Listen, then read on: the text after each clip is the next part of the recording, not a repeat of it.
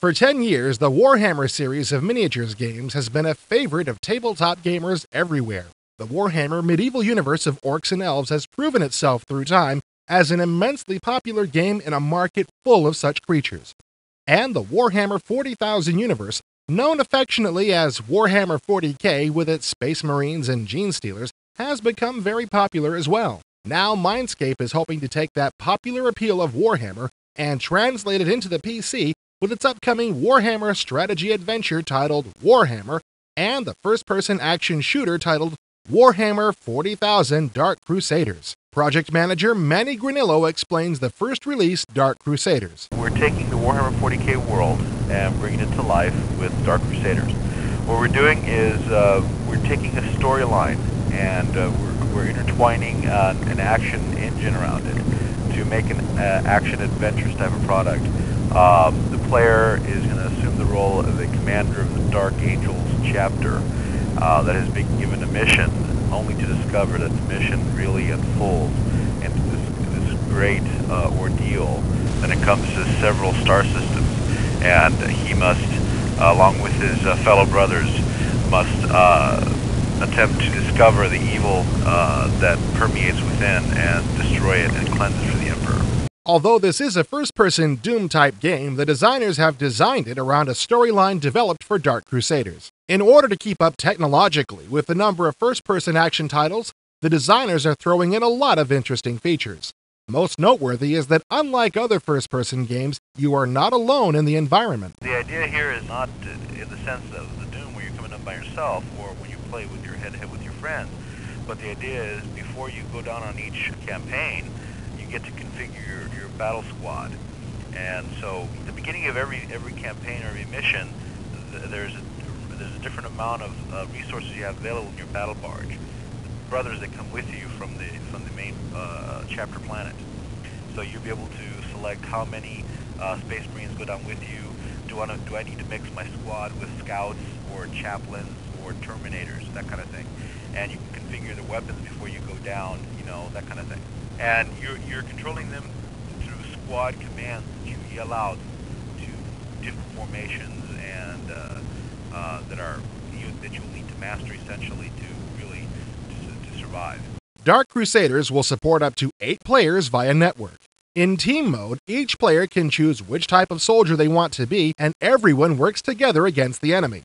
In the free-for-all style of game, the players choose from 20 different characters, and everyone goes at it or mano-a-mano or in teams. Dark Crusaders sounds as if it'll be the most advanced first-person shooter when it's released. One thing you'll notice is that the walls are not flat.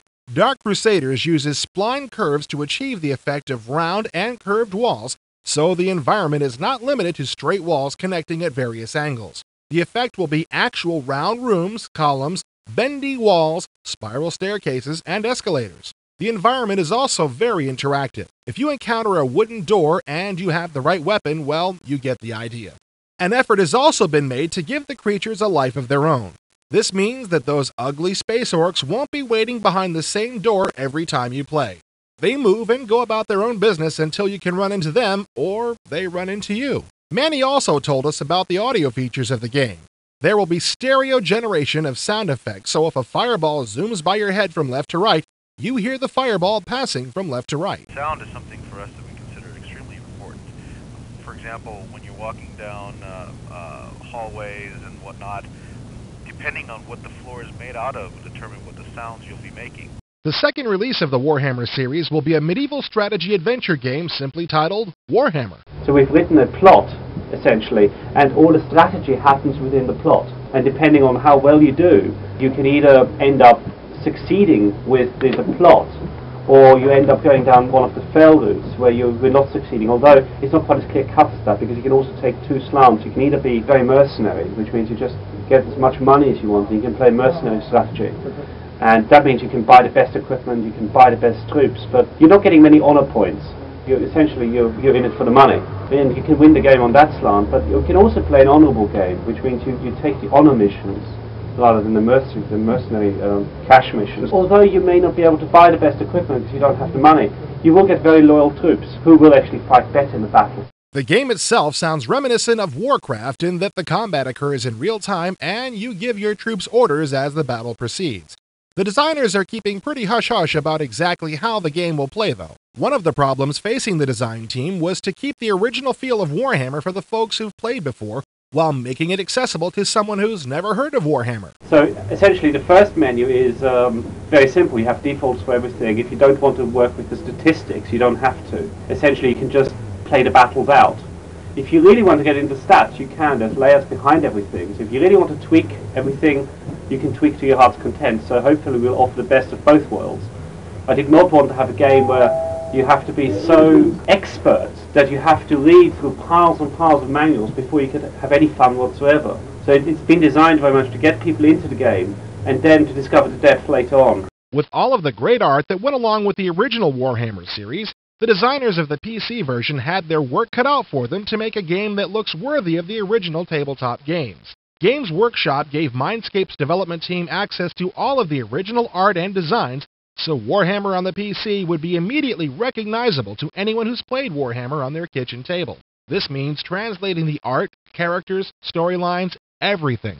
Warhammer and Warhammer 40k Dark Crusaders are set to be released within a couple of weeks of one another. October 31st, the release date for Dark Crusaders is being heralded as Dark Day. Keep in mind that next year the plans are to reverse the two Warhammer universes, where Warhammer 40k is developed as an adventure strategy and Warhammer is made into a first-person action-adventure. It's not often that I eagerly await the release of games, but you can bet this pair of games will be on my PC as soon as I can get my hands on them.